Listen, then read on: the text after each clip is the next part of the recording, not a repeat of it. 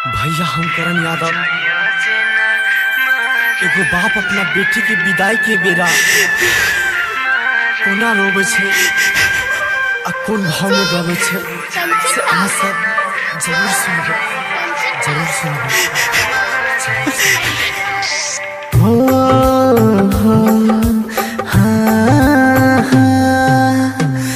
बैठ के डोली में जाई छे गे बेटी घरवा दुआर छोड़ जाई छे गे।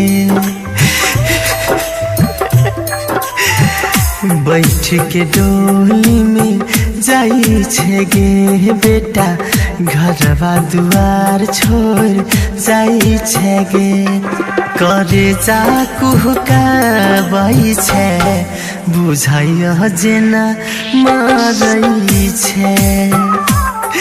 करे जा कुहका बाई छे बुझाइय जेना मारई छे।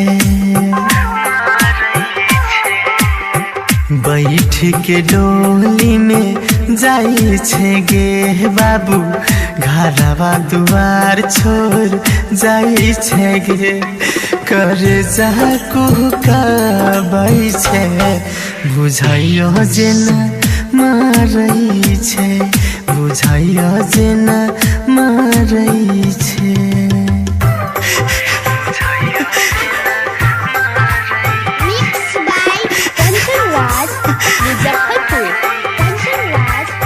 चुप हो जा बेटी, मत रो बेटी, चुप हो जा, करे जा फटी,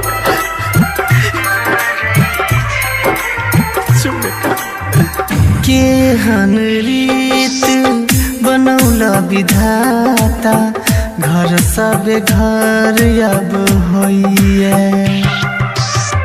बेटी कन्हई कहे पापा पापा छाती दू टुकड़ा होइए। रुकने न रुकैया आँख सा पानी लोरबा टप टप गिरैया। बेटी घर सा जाई छे गे बेटा घरवा दुआर छोड़ जाई छे गे। करे जा कुहका बाई छे बुझाइय जेना मारई छे बुझाइय जेना मारई छे।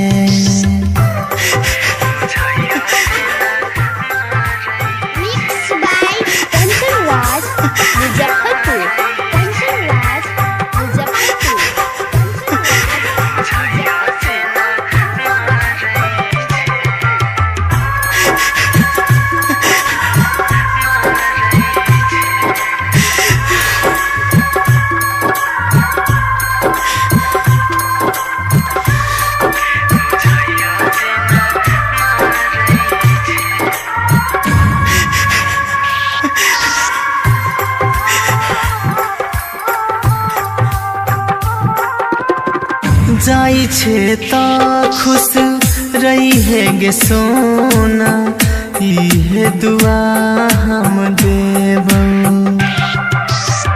मायक ममता आंगन बुलाबो छतिया भार रोबै छौ। भाई रोबै छौ बहिन रोबै छौ दादा दादी से रोबै छौ।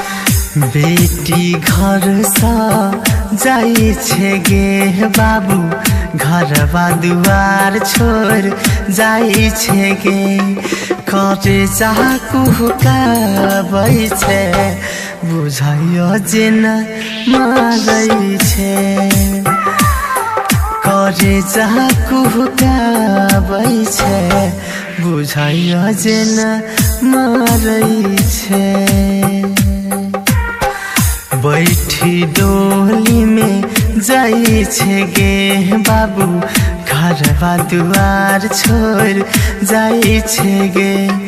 करे जाको काबै छे बुझाइयो जे ना मारै छे बुझाइयो जे ना मारै छे बुझाइयो जे ना मारै छे बुझाइयो जे ना मारै छे